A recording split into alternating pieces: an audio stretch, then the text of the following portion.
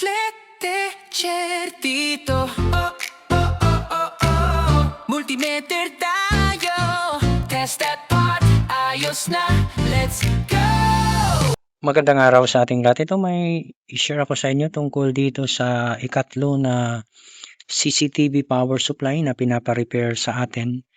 Bali, nung tiningnan natin ito, sira yung tatlong capacitor dito. Ito ay napalitan na ng bago. Kung baga, ito ay mga bago na mga capacitor. Then, dito yung capacitor na nandito. Yan po ay sira din. Tapos yung transistor dito, sira din. May resistor na isa, sira. Tsaka ito. Kung baga, napalitan na natin yan ng mga bago. Bali yung ikakabit na lang natin, itong capacitor. 680 microfarads, 250 volts. Ito po ay para dito. Diyan. Tapos itong D209, yan. Yan ay para dito sa area na ito. Kasi nung tiningnan natin ito, sunog yung part dito. Yung isang transistor na biyak, yung isa naman sira. At meron ding fuse na nasira dito na isa. At actually, napalitan na natin. Ito yata yon, sana. Ito. Ito yung pinalitan natin na fuse. Nung mag-troubleshoot tayo, inilista natin yung mga sira. Bale, yan po yung sira. Dalawang 680 microfarads na capacitor, 250 volts. Tatlong 3,300 microfarad, 16 volts. At saka dalawang D209, isang 6.8 ohms na resistor. Isang 470k ohms na resistor at isang 2 amperes na fuse. Bali, ang gagawin lang natin, since kompleto na yung parts natin ngayon, actually, in-order ko pa ito online. Kaya medyo natagalan yung pag-repair nito. Pero yung ibang parts ay nabili naman natin dito sa lokal.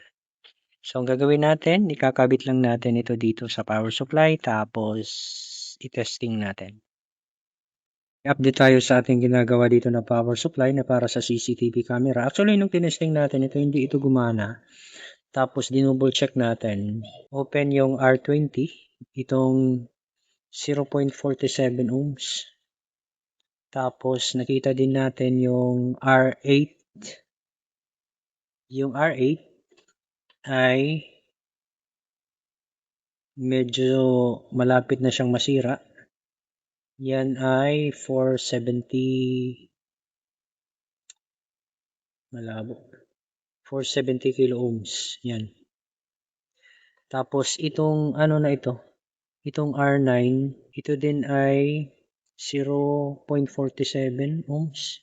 So, bali, papalitan muna natin yung dalawang 0.47 ohms at saka isang 470k. Okay, balik tayo sa ating ginagawa dito. Actually, nung naibalik ko ang dalawang transistor na yan at saka yung mga resistor, then, nang mag-testing tayo, gumagana siya, kaya lang low voltage. Dito sa output, bale, dito, low voltage, nasa 2.7 volts lang yung output. Kaya nakakapagtaka bakit low voltage. So, yung ginawa natin, binaklas natin ulit at nag-troubleshoot tayo ulit. Tapos, nang mag-troubleshoot tayo, ang transistor dito na C2655, yung nandito, C2655, yan po ay nag-leak o sira. Kaya nagpalit tayo ng bagong transistor. Ito ay TIP41C. Ito ay NPN transistor. Mas mataas yung current capacity nito kaysa doon sa C2655 na transistor. Bali, ipakita ko sa inyo yung C2655 na transistor. Okay. Bali, ito po yun. ang sira na transistor, ayan.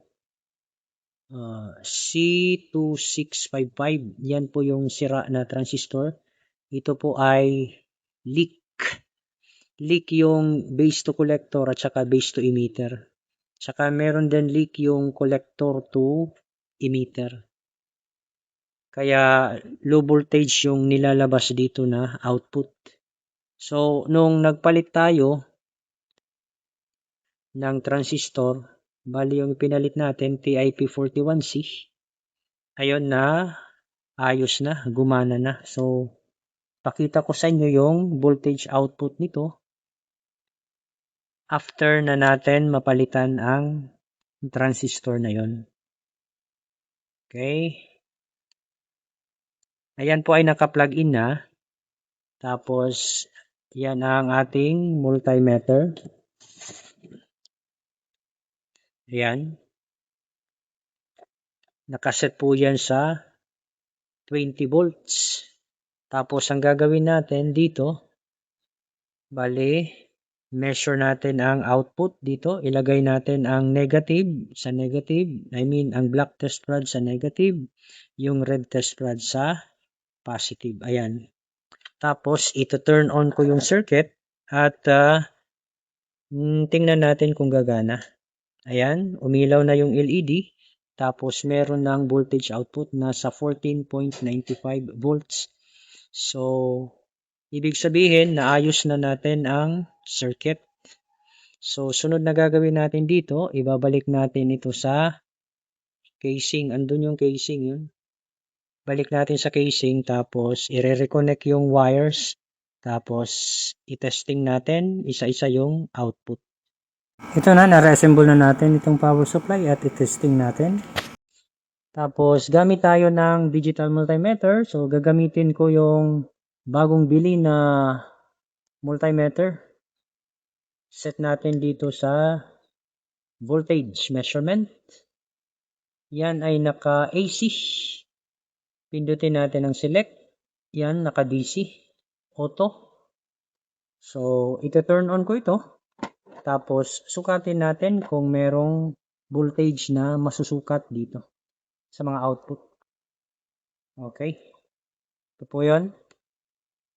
Bale, ang red test rod ay ilalagay lang dito sa bandang kanan dahil yan po ay mayroong mark na positive at saka negative. So, ibig sabihin, ito ay positive, ito ay negative. So, i-turn on ko. Ayan, naka-turn on na dahil umilaw na yung mga LED. Sukatin natin ang bawat voltage output dito. Ayan, 14.93 volts. Dito din, sukatin natin, 14.93. Dito, 14.93. Ito, 14. Ito din, 14.92.